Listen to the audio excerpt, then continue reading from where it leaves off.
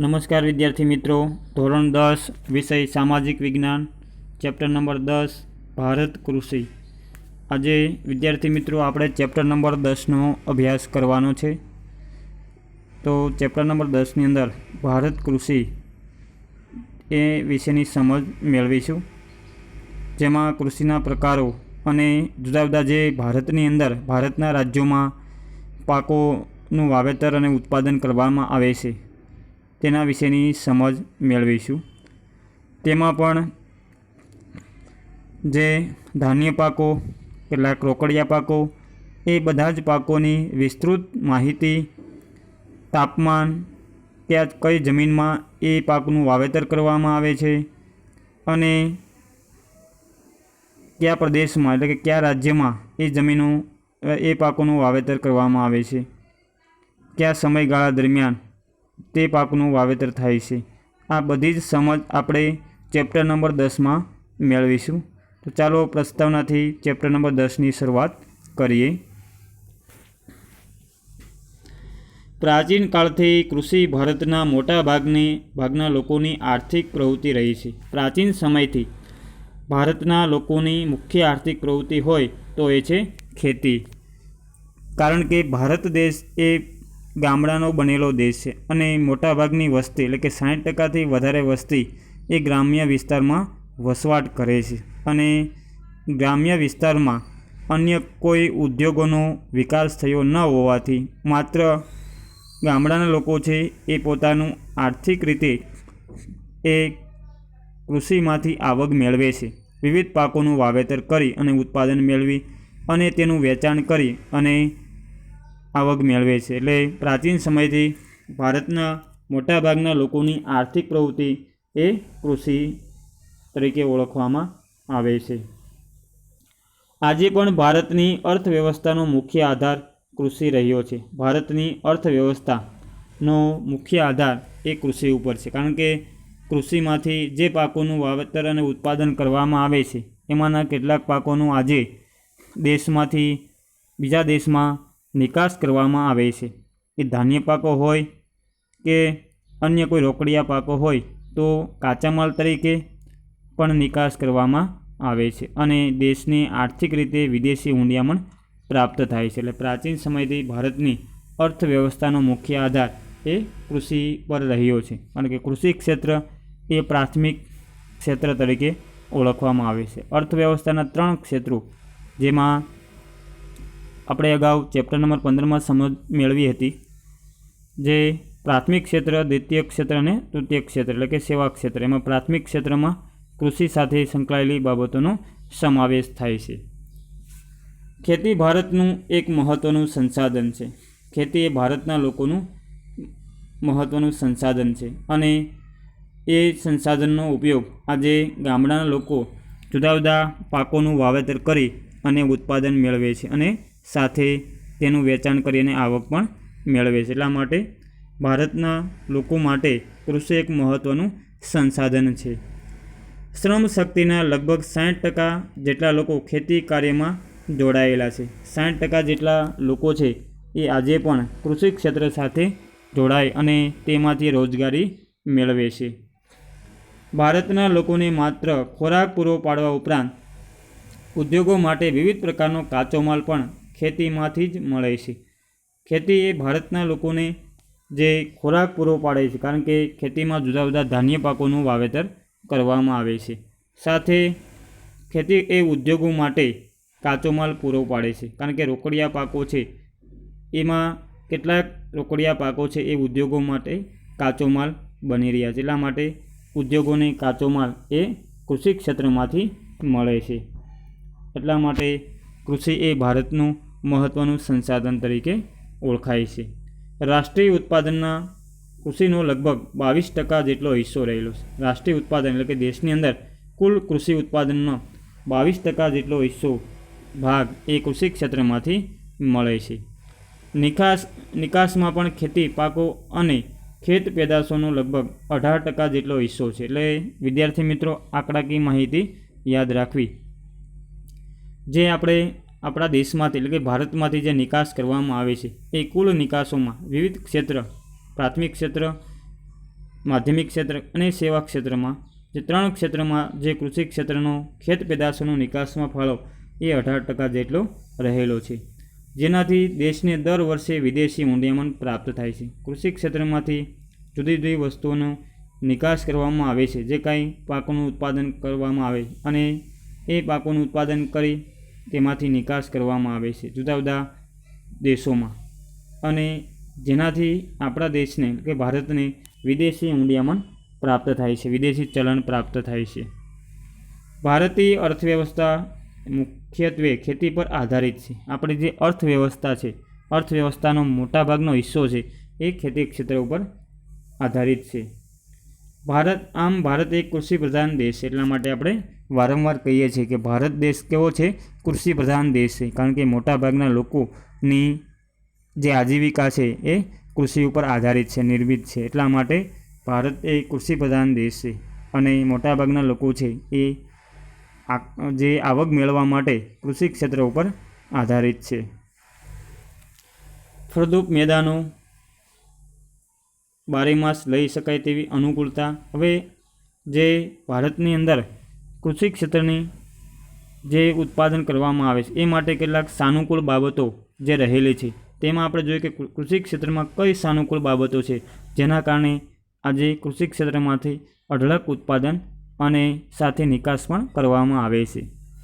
તો ફળદ્રુપ મેદાનો, બારેમાસ લઈ શકાય તેવી આબોહવા, સિંચાઈની સગવડ, કુશળ અને મહેનતુ ખેડૂતો. કારણ કે ભારતના જે ખેડૂત છે, જે ખેતી સાથે સંકળાયેલો છે એ કુશળ છે, આવડતવાળો છે અને મહેનતુ છે. એટલા માટે તેમાંથી એ ધાર્યા પ્રમાણેનું ઉત્પાદન કરી શકે છે.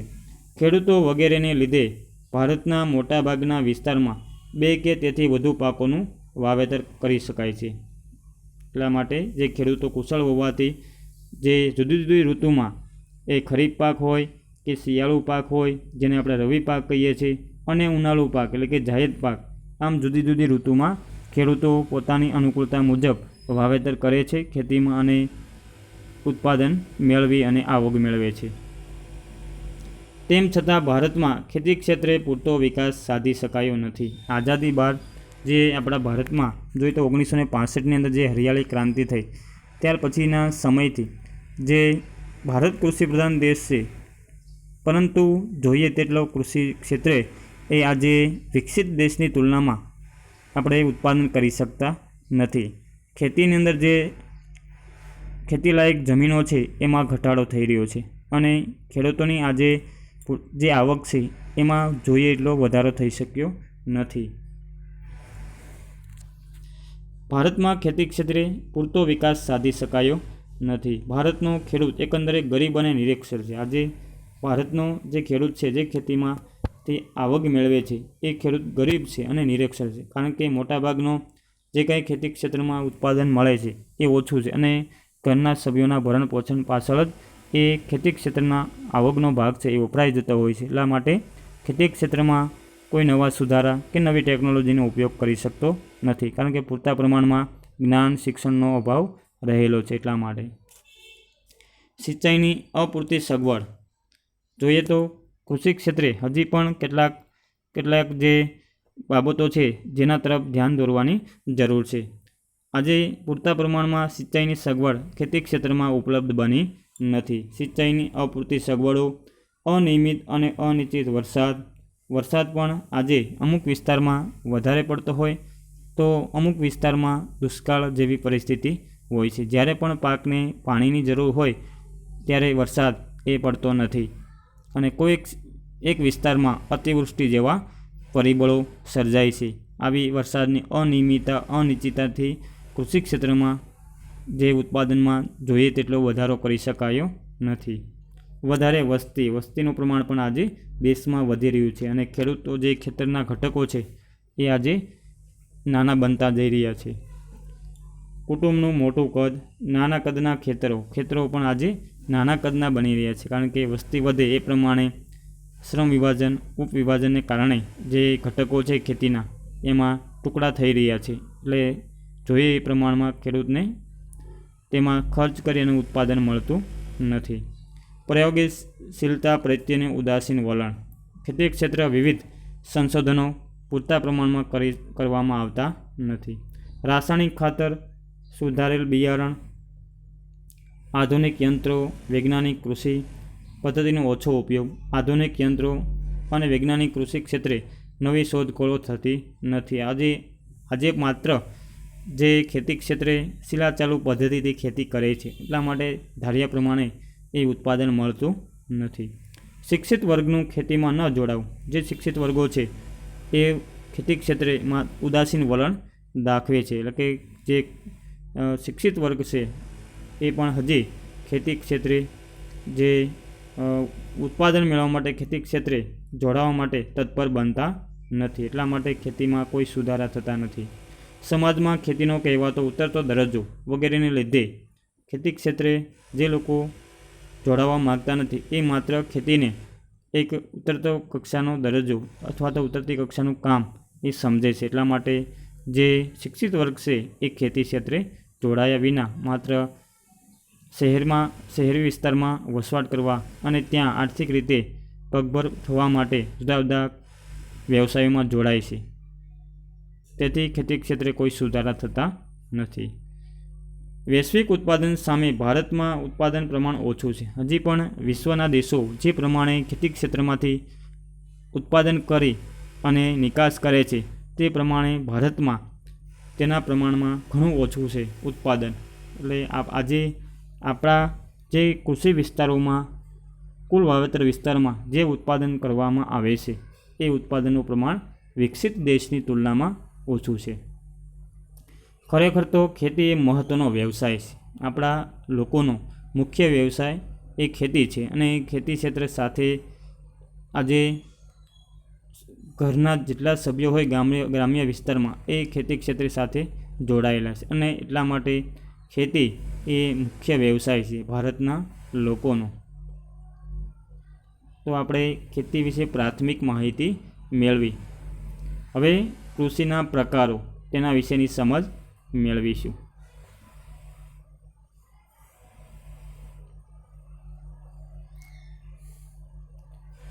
કૃષિના પ્રકારો.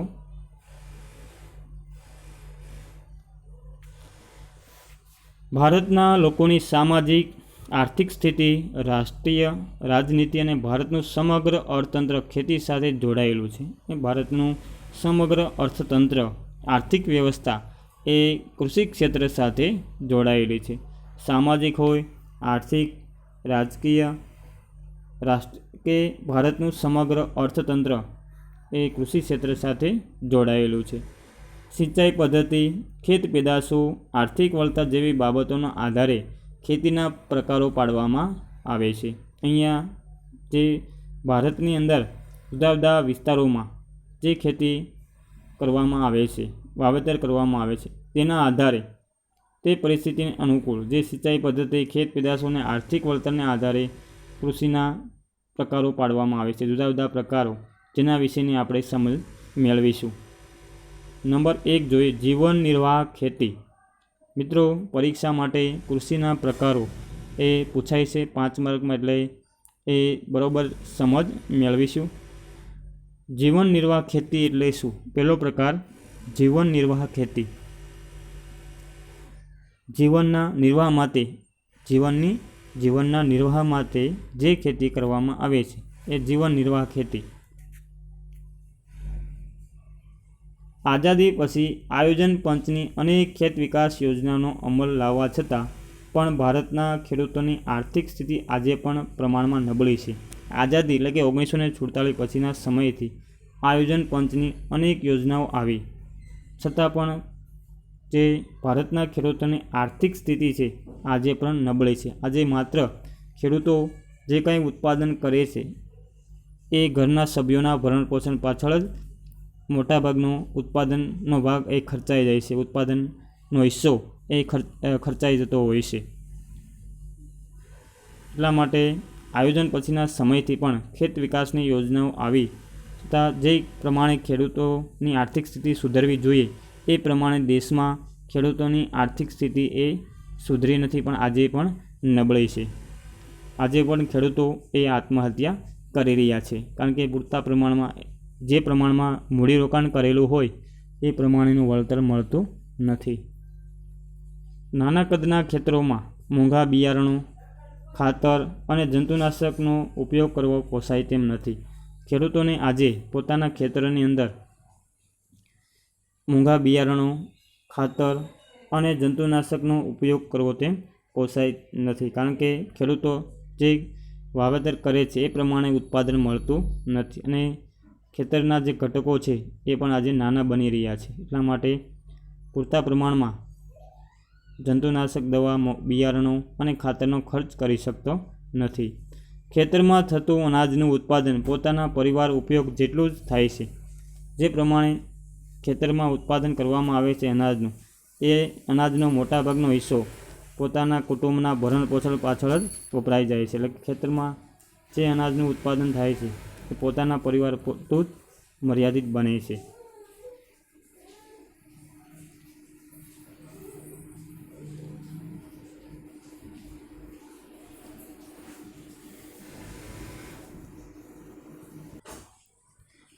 જે અનાજનું ઉત્પાદન થાય છે એ કુટુંબના ભરણપોષણમાં જ વપરાઈ જાય છે. એટલે કે વધારાનો કોઈ અનાજનો ભાગ બચતો નથી અને જે અનાજનું ખેડૂત એ વેચાણ પણ કરી શકતો નથી અને તેમાંથી આવક મેળવી શકતો નથી. તેને જીવન નિર્વાહ ખેતી કે આત્મનિર્વાહ ખેતી તરીકે ઓળખવામાં આવે છે, કે માત્ર પોતાના કુટુંબના ભરણપોષણ માટે જ જે ખેતીમાં અનાજનું ઉત્પાદન થાય છે એ પૂરતું જ સીમિત રહે છે. આથી ભારતીય ખેતી આજે પણ મોટાભાગના વિસ્તારમાં જીવન નિર્વાહની ખેતી પ્રવૃત્તિ જ ગણાય છે. આજે ભારતના મોટાભાગના વિસ્તારોમાં જે ખેડૂત ખેતી કરે છે એ જીવન નિર્વાહની પ્રવૃત્તિ જ ગણાય છે તે વિસ્તારમાં, અને એટલા માટે એ ખેડૂત છે પોતાની આર્થિક રીતે તેની સ્થિતિ નબળી પડી રહી છે અને ખેતી ક્ષેત્રે કોઈ નવા સુધારાઓ, નવા સંશોધનો, યાંત્રિકરણ થતું નથી. પ્રકાર નંબર 2 સૂકી ખેતીની સમજૂતી હવે પછીના વિડીયોમાં મેળવીશું.